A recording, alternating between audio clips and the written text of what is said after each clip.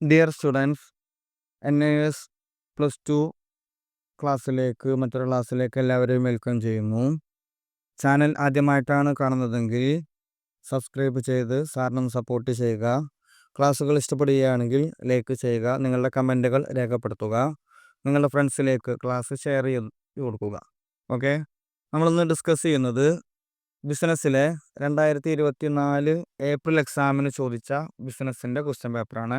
അതിലെ പാർട്ട് 2 ആണ്, അതായത് സെക്ഷൻ ബി. ഇതിൽ 1 മാർക്കിന് ചോദിക്കുന്ന ക്വസ്റ്റ്യൻ്റെ ക്ലാസ് ചാനലിൽ അപ്ലോഡ് ചെയ്തിട്ടുണ്ട്. അത് കാണാത്തവരുണ്ടെങ്കിൽ കാണുക. വീഡിയോക്ക് ഡിസ്ക്രിപ്ഷനിൽ അതിൻ്റെ ലിങ്ക് കൊടുക്കാം, അതിൽ പോയിട്ട് ക്ലാസ്സുകൾ കാണുക. ഇനി നമ്മളിന്ന് ഡിസ്കസ് ചെയ്യുന്നത് സെക്ഷൻ ബി ആണ് പറയുന്നത്. സെക്ഷൻ ബിയിൽ വരുന്നത് 2 മാർക്കിൻ്റെ ക്വസ്റ്റ്യൻസുകളാണ് സെക്ഷൻ ബിയിൽ വരുന്നത്. അതിൽ ഫസ്റ്റ് വൺ 21ാമത്തെ ക്വസ്റ്റ്യൻ നോക്കൂ. State the full form of the following. താഴെ പറയുന്നതിൻ്റെ ഫുൾ ഫോം എഴുതി കൊടുക്കുക. ഒന്നാമത്തത് SEBI, സെബി എന്ന് പറയും. സെബി എന്ന് പറഞ്ഞാൽ securities and exchange board of India, answer. അതുപോലെ ബി FCCB എന്ന് പറഞ്ഞാൽ ഫോറിൻ കറൻസി കൺവേർട്ടിബിൾ ബോണ്ട് എന്നാണ് ഫുൾ ഫോം വരുന്നത്. സെക്കൻഡ് വൺ 22ാമത്തെ ക്വസ്റ്റ്യൻ വരുന്നത് give an example of current asset. Current അസറ്റിനുള്ള ഒരു example cash or cash equivalence വരും. പിന്നെ നെക്സ്റ്റ് വരുന്നത് B example of current liability. Current ലൈബിലിറ്റിക്കുള്ള ഒരു example short term loans.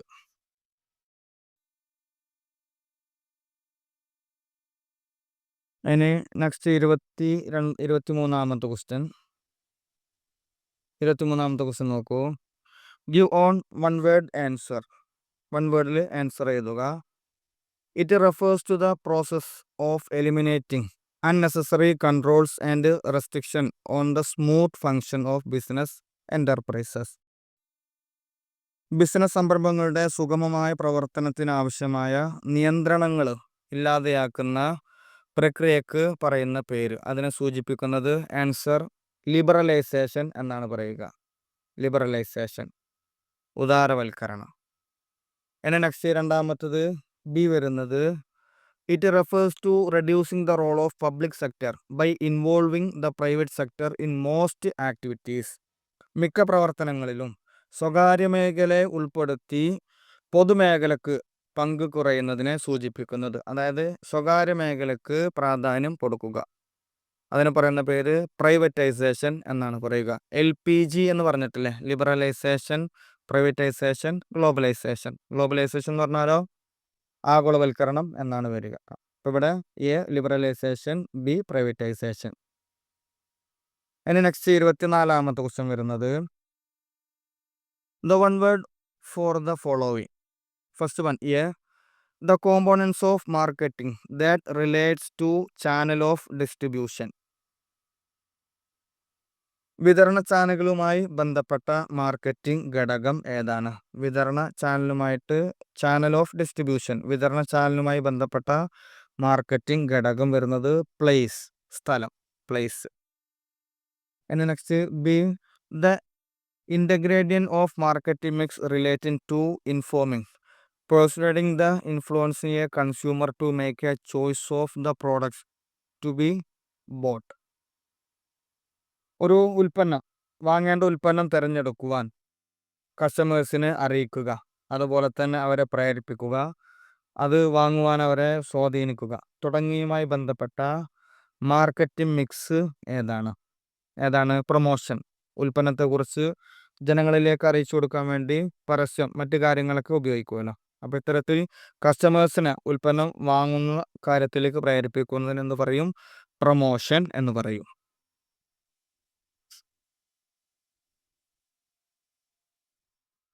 Next വരുന്നത് 25ാമത്തെ question. Identify the following in banking transaction. താഴെ പറയുന്നതിൽ ഈ ബാങ്കിങ് ഇടപാടുകളെ തിരിച്ചറിയുക. അതിൽ ഫസ്റ്റ് വൺ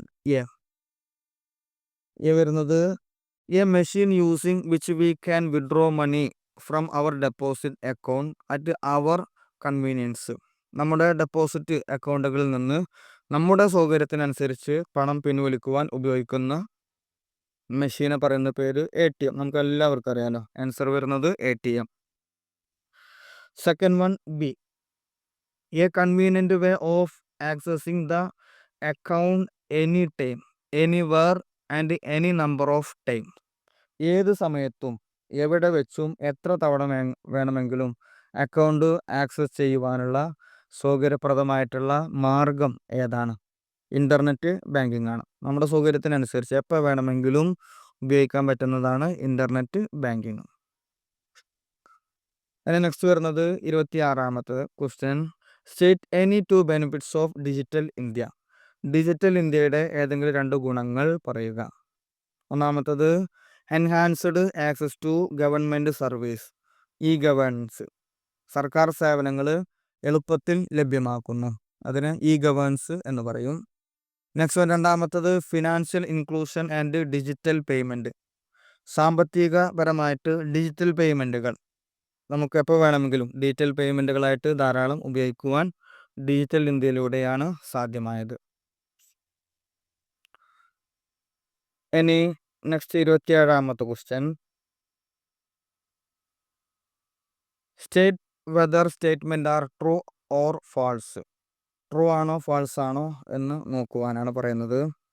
അതിൽ A, objectives are the end result towards which all the activities are directed. എല്ലാ പ്രവർത്തനങ്ങളും ലക്ഷ്യമിടുന്ന അന്തിമ ഫലങ്ങളാണ് ലക്ഷ്യങ്ങൾ എന്ന് പറയുന്നത് അല്ലേ. All the activities are directed objectives, അത് എ ശരിയാണ്, ട്രൂ ആണ്. ഇനി B, A strategy is a general statement that guide decision making. തീരുമാനമെടുക്കലിനെ നയിക്കുന്ന ഒരു പൊതു പ്രസ്താവനയാണ് സ്ട്രാറ്റജി, തന്ത്രം എന്ന് പറയുന്നത്. അത് തെറ്റാണ്, ഒരിക്കലല്ലല്ലോ. തീരുമാനമെടുക്കുവാൻ വേണ്ടിയിട്ട് നമ്മൾ ഡിസിഷൻ മറ്റ് കാര്യങ്ങളാണ് ഉപയോഗിക്കുന്നത്. അതിന് സ്ട്രാറ്റജി എന്നല്ല പറയുക, ഫാൾസ് ആണത്, തെറ്റാണ്. ഇനി നെക്സ്റ്റ് വരുന്നത് 3ാമത്തത്, policies are plans which determine the sequence of any work performance. ഏതൊരു ജോലിയുടെയും ക്രമം നിർണ്ണയിക്കുന്ന പദ്ധതികളെയാണ് നയങ്ങൾ എന്ന് പറയുന്നത്. അത് ഫാൾസ്, അതും തെറ്റാണ്. നെക്സ്റ്റ് വരുന്നത് D, budget is a statement of expected results expressed in a numerical terms. സംഖ്യാപരമായിട്ട് പ്രകടിപ്പിക്കുന്ന നമ്മൾ പ്രതീക്ഷിക്കുന്ന ഫലങ്ങളുടെ ഒരു പ്രസ്താവനയാണ് ബജറ്റ് എന്ന് പറയുന്നത്. ബജറ്റ് എന്ന് പറഞ്ഞു കഴിഞ്ഞാൽ നമ്മൾ ഉദ്ദേശിക്കുന്ന കാര്യത്തിനെ സംഖ്യാരൂപത്തിലേക്ക് മാറ്റുന്നതിന് ബജറ്റ് എന്ന് പറയുന്നത്. അത് ട്രൂ ആണ്, ശരിയാണ്. ഓക്കെ, 2 മാർക്കാണ്. അപ്പോൾ നമ്മൾ ചിന്തിക്കുക, ഏതെങ്കിലും 2 ആയിരിക്കും ശരി, 2 തെറ്റായിരിക്കുമെന്ന് മനസ്സിലാക്കുക. ഇനി നെക്സ്റ്റ് വരുന്നത് 28ാമത്തെ ക്വസ്റ്റ്യൻ ആണ്. Fill in the blanks.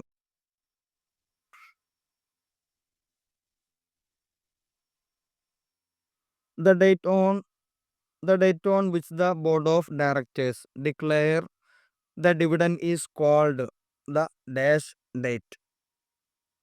വിട്ടുപോയ ഭാഗം പൂരിപ്പിക്കുന്നില്ല. ഒന്നാമത്തത്, ഡയറക്ടർ ബോർഡ് ലാഭവിഹിതം പ്രഖ്യാപിക്കുന്ന തീയതിയെ ഡാഷ്, ഡിവിഡൻഡ് പ്രഖ്യാപിക്കുന്ന തീയതി നമ്മൾ എന്ത് പറയും? ഡിക്ലറേഷൻ ഡേറ്റ് എന്നാണ് പറയുക, ഡിക്ലറേഷൻ ഡേറ്റ്. ഇനി ബി പൂരിപ്പിക്കാനുള്ളത്, dash dividend is also known as bonus shares. ഇവിടെ ആൻസർ വരുന്നത് സ്റ്റോക്ക് ആണ് ആൻസർ വരിക, സ്റ്റോക്ക്. ലാഭവിഹിതം, സ്റ്റോക്ക് ലാഭവിഹിതം ബോണസ് ഓഹരിയായിട്ട് കൊടുക്കും. അതിനെ എന്തും അറിയപ്പെടും? ബോണസ് ഷെയർസ് എന്ന പേരിലും അറിയപ്പെടും. സ്റ്റോക്ക് ഡിവിഡൻഡിനെ എന്തറിയപ്പെടും? ബോണസ് ഷെയർസ് എന്നുള്ള പേരിലും അറിയപ്പെടുന്നതാണ്. അതിന് നെക്സ്റ്റ് വരുന്നത് 29ാമത്തെ question. Which type of channel of distribution will be suitable in each of the following cases. താഴെ പറയുന്ന സാഹചര്യത്തിൽ ഏത് തരത്തിലുള്ള വിതരണ ശൃംഖലയാണ് നമുക്ക് അനുയോജ്യമായത്? അതിൽ എ, ഫോർ എ പേഴ്സബിൾ പ്രോഡക്റ്റ്, പെട്ടെന്ന് കേടുവരുന്ന ഉൽപ്പന്നങ്ങൾ വിതരണം ചെയ്യുക. അത് നമുക്ക് 1 ലെവൽ ചാനലാണ് ഏറ്റവും നല്ലത്. 1 ലെവൽ ചാനൽ, അതായത് പ്രൊഡ്യൂസർ, റീറ്റെയിലർ, കൺസ്യൂമർ. ഉൽപാദകൻ, അത് റീറ്റെയിലർക്ക് കൊടുക്കുന്നു, റീറ്റെയിലർ അത് കസ്റ്റമർക്ക് കൊടുക്കുന്നു. ഇങ്ങനെ 1 ലെവൽ ചാനലാണ് ഏറ്റവും നല്ലത്. ഇനി ബി വരുന്നത് for durable product like fridge പോലെ ഈട് നിൽക്കുന്ന ഉൽപ്പന്നങ്ങൾ വിൽക്കുവാൻ വിതരണത്തിന് ഏറ്റവും നല്ല ചാനൽ ഏതാണ്? അത് 2 ലെവൽ ചാനലാണ് നല്ലത് പ്രശ്നമില്ലാത്ത ഏതാണ്? 2 ലെവൽ ചാനലാണ്. അവിടെ വരുന്നത് ആരൊക്കെയാണ്? Producer, wholesaler or distributors. ഒന്നെങ്കിൽ ഹോൾസെയിലർക്ക് നൽകുന്നു, അല്ലെങ്കിൽ വിതരണക്കാരൻ നൽകുന്നു. വിതരണക്കാരൻ റീറ്റെയിലർക്ക് നൽകുന്നു, റീറ്റെയിലർ കൺസ്യൂമറിന് നൽകുന്നു. ഇതാണ് 2 ലെവൽ ചാനലിൽ വരുന്നത്. ഇനി നെക്സ്റ്റ് വരുന്നത് 30ാമത്തെ question. State the full form of the following. താഴെ പറയുന്നവർക്ക് ഫുൾ ഫോം എഴുതി കൊടുക്കാനാണ്. ഒന്നാമത്തത് OTCEI, രണ്ടാമത്തത് UMS. അതിന് ആൻസർ OTC എന്ന് പറഞ്ഞു കഴിഞ്ഞാൽ over the counter exchange of India. UMS എന്ന് പറഞ്ഞാൽ യൂണിഫൈഡ് മെസ്സേജിംഗ് സിസ്റ്റം. ഇനി 31ാമത്തെ ക്വസ്റ്റ്യൻ ആണ്. Identify the types of preference shares. താഴെ പറയുന്ന പ്രിഫറൻസ് ഷെയറുകൾ ഏതൊക്കെയാണെന്ന് തിരിച്ചറിയാനാണ്. അതിലൊന്നാമത്തത് the preference share which can be converted into equity shares after a specified period of time. ഒരു നിശ്ചിത കാലയളവിന് ശേഷം ഇക്വിറ്റി ഷെയറുകളായി പരിവർത്തനം ചെയ്യുവാൻ കഴിയുന്ന പ്രിഫറൻസ് ഷെയറുകളെ പറയുന്ന പേരെന്താണ്? കൺവേർട്ടബിൾ പ്രിഫറൻസ് ഷെയർ എന്നാണ് പറയുക. Convertible preference share. B the preference share in which the unpaid dividend are accumulated and carried forward for payment in future years. Dividend നൽകപ്പെടാതെ ശേഖരിച്ചു വെക്കുകയും ഫ്യൂച്ചറിൽ അത് പേയ്മെൻ്റ് ആയിട്ട് കൊടുക്കുകയും ചെയ്യുന്ന ഷെയറുകളെ പറയുന്നത് എന്താണ്? ക്യുമുലേറ്റീവ് പ്രിഫറൻസ് ഷെയർ എന്നാണ് പറയുക. Cumulative preference share. നമുക്ക് വാക്കിൽ തന്നെ നോക്കാം. ഒന്നാമത്തത് കൺവേർട്ടഡ് എന്ന് വന്നിട്ടുണ്ട്. അപ്പോൾ നമുക്ക് എന്ത് കൊടുക്കാം? കൺവേർട്ടബിൾ പ്രിഫറൻസ് ഷെയർ എന്ന് കൊടുക്കാം. ഇനി ഇവിടെ അക്യുമുലേറ്റഡ് എന്ന് പറഞ്ഞിട്ടുണ്ട്. അപ്പോൾ ക്യുമുലേറ്റീവ് പ്രിഫറൻസ് ആ ഒരു രീതിയിലൂടെയും മനസ്സിലാക്കി വെക്കാം. ഇനി നെക്സ്റ്റ് പറയുന്നത് 32ാമത്തെ ക്വസ്റ്റ്യൻ ആണ്. 32ാമത്തെ question. Identify the types of non economic environment in the following cases. താഴെ പറയുന്ന സാഹചര്യങ്ങളിൽ സാമ്പത്തികേതര പരിസ്ഥിതിയുടെ തരങ്ങൾ തിരിച്ചറിയുക. ഒന്നാമത്തത് demand for a new clothes increases during the festival session. ഉത്സവകാലത്ത് പുതിയ വസ്ത്രങ്ങൾക്കുള്ള ആവശ്യങ്ങൾ വർദ്ധിക്കുന്നു. അതിൻ്റെ answer social and cultural environment. സാംസ്കാരിക പരിസ്ഥിതിയാണ് വരുന്നത്. Next one B. Computer has outdated typewriter. Computer വന്നതോടുകൂടെ ടൈപ്പ് റൈറ്റർ കാലഹരണപ്പെട്ടു പോയി.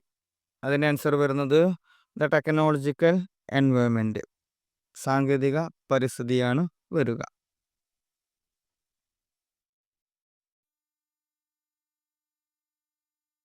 ഇനി നെക്സ്റ്റ് വരുന്നത് 33ാമത്തെ ക്വസ്റ്റ്യൻ ആണ്. 33ാമത്തെ ക്വസ്റ്റ്യൻ നോക്കൂ. List the 4 components of product mix. Product മിക്സിലെ 4 ഘടകങ്ങൾ ഏതാണ്? അറിയാമല്ലോ, 4 P's എന്ന് പറയും. Answer product, price, place, promotion. Next 34ാമത്തെ. Fill in the blanks. The depository receipt which are issued by a USA based bank for trading only in American stock markets are known as dash. American stock മാർക്കറ്റിൽ മാത്രം വ്യാപാരം നടത്തുന്നതിനായി USA ആസ്ഥാനമായുള്ള ഒരു bank നൽകുന്ന depository റെസിപ്റ്റിന് എന്താണ് പറയുക? എന്ത് പറയും? ADR, American depository receipt. American depository receipt എന്നാണ് പറയുക. Next B. Dash depository receipt are offered for sale globally through foreign stock exchange. Depository വിദേശ സ്റ്റോക്ക് എക്സ്ചേഞ്ചുകൾ വഴി ആഗോളതലത്തിൽ വിൽപ്പന നടത്തുവാൻ പറ്റുന്ന റെസിപ്റ്റ് ഏതാണ്? GDR, global depository receipt. GDR. ഇനി നെക്സ്റ്റ് 35-ാമത്തെ ക്വസ്റ്റ്യൻ നോക്കൂ. 35-ാമത്തെ ക്വസ്റ്റ്യൻ ചേരുംപടി ചേർക്കുവാനുള്ളതാണ്. The relation to term of trade makes the term given in column 1 with their among given in column 2. Column 1, 2 ചേരുംപടി ചേർക്കുവാൻ. ഇവിടെ 4 കാര്യങ്ങളാണ് കൊടുത്തിട്ടുള്ളത്. അതിൽ ഫസ്റ്റ് വൺ, ഒന്നാമത്തത് വരുന്നത് കോളം 2 നോക്കൂ കേട്ടോ. കോളം 2 നോക്കൂ, എന്നിട്ട് ആൻസർ ഒന്നാമത്തതിലേക്കാണ് പറയുന്നത്. കോളം 2 ഫസ്റ്റ് വരുന്നത് FOB. FOBയെ കുറിച്ച് പറയുമ്പോൾ ഫ്രീ ഓൺ ബോർഡ് എന്നാണ് പറയുക. FOB എന്ന് പറഞ്ഞാൽ ഫ്രീ ഓൺ ബോർഡ് എന്നാണ് പറയുന്നത്. ഇതിൽ വരുന്നത് this is include all charges at the port of shipment up to the loading of goods on board the shipping and export duty. ഇവിടെ സാധനങ്ങൾ കപ്പലിൽ കയറ്റുന്നത് വരെയുള്ള ഷിപ്മെൻറ്റിൻ്റെ തുറമുഖത്തെ എല്ലാ ചാർജുകളും കയറ്റുമതി തീരുവകളും ഉൾപ്പെടുന്ന ഒരു രീതിയാണ് FOB എന്ന് പറയുന്നത്. ഇനി നെക്സ്റ്റ് വരുന്നത് COD. COD പിന്നെ നമുക്ക് നന്നായിട്ട് അറിയാം. COD എന്ന് പറഞ്ഞാൽ ക്യാഷ് ഓൺ ഡെലിവറി എന്നാണ് പറയുന്നത്. Cash on delivery. It is A type of transaction in which payment four goods is made at time of delivery. Delivery സമയത്ത് തന്നെ പണമടക്കുന്ന ഒരു തരം ഇടപാട്, അതിനെന്ത് പറയും? COD, ക്യാഷ് ഓൺ ഡെലിവറി എന്ന് പറയും. ഇനി നെക്സ്റ്റ് സിയുടെ വരുന്നത് ENOC ആണ്. സിയുടെ ആൻസർ വരിക ENOC എന്ന് പറഞ്ഞാൽ എറേഴ്സ് ആൻഡ് ഒമിഷൻ എക്സ്പെക്റ്റഡ് എന്നാണ് പറയുന്നത്. അതായത് it is A expression that is used as A disclaimer against clerical errors. എന്തെങ്കിലും ക്ലറിക്കൽ എറേഴ്സുമായി ബന്ധപ്പെട്ട് ഒരു ഒഴിവാക്കുന്നതിന് നിരാകരണമായിട്ട് ഉപയോഗിക്കുന്ന ഒരു പദപ്രയോഗമാണ് ENOC എന്ന് പറയുന്നത്. ENOE എന്ന് പറയുന്നത് ENOE, errors and omission accepted. ഇനി നെക്സ്റ്റ് വരുന്നത് CIF ആണ്. വരുന്നത് CIF എന്ന് പറഞ്ഞാൽ cost, insurance, freight, 3 C cost, I insurance, പിന്നെ F ഫ്രൈറ്റ്. ഇതിൽ വരുന്നത് this includes the cost of goods, all expenses incurred for taking the goods to the port of destination and insurance charge. ഇവിടെ നമ്മുടെ സാധനങ്ങൾ, കപ്പലിലുള്ള സാധനങ്ങൾ, ആ സാധനങ്ങളുടെ വില, സാധനങ്ങൾ ലക്ഷ്യസ്ഥാന തുറമുഖത്തേക്ക് കൊണ്ടുപോകുന്നതിനുള്ള എല്ലാ ചെലവുകൾ, അതുപോലെ ഇൻഷുറൻസ് ചാർജുകൾ ഉൾപ്പെടെയുള്ള കാര്യങ്ങൾ അടങ്ങുന്നതാണ് CIF എന്ന് പറയുന്നത്. ഇത് പ്രധാനമായിട്ടും ഉൽപ്പന്നങ്ങൾ മറ്റു സ്ഥലങ്ങളിലേക്ക് കയറ്റുമതി ചെയ്യുമ്പോൾ കപ്പലിലൂടെ കൊണ്ടുപോകുമ്പോൾ വരുന്ന ചില കാര്യങ്ങളാണ് ഈ 4 വരുന്നത്. ഓക്കെ, അപ്പോൾ ഇത്രയും കാര്യങ്ങളാണ് സെക്ഷൻ ബിയിൽ വരുന്നത്. 2 മാർക്കിൻ്റെ ക്വസ്റ്റ്യൻസ് സെക്ഷൻ ബിയിൽ വരുന്നത്. ആൻസറുകൾ എല്ലാം ക്ലിയർ ആയിട്ടും മനസ്സിലാക്കുന്നു. എന്തെങ്കിലും സംശയങ്ങളുണ്ടെങ്കിൽ ചോദിക്കണം. ക്ലാസ് ഒന്നിലേക്ക് ചെയ്യുക, നിങ്ങളുടെ ഫ്രണ്ട്സിലേക്ക് ഷെയർ ചെയ്ത് കൊടുക്കുക. നേരത്തെ പറഞ്ഞതുപോലെ സബ്സ്ക്രൈബ് ചെയ്യാത്തവർ ചാനലൊന്ന് സബ്സ്ക്രൈബ് ചെയ്ത് സാറിനൊന്ന് സപ്പോർട്ട് ചെയ്യുക. ഇനി 3 മാർക്കിന് ചോദിക്കുന്ന സെക്ഷൻ ബിയുടെ ക്ലാസ്സുമായിട്ട് വീണ്ടും കാണാം. Okay, thank you.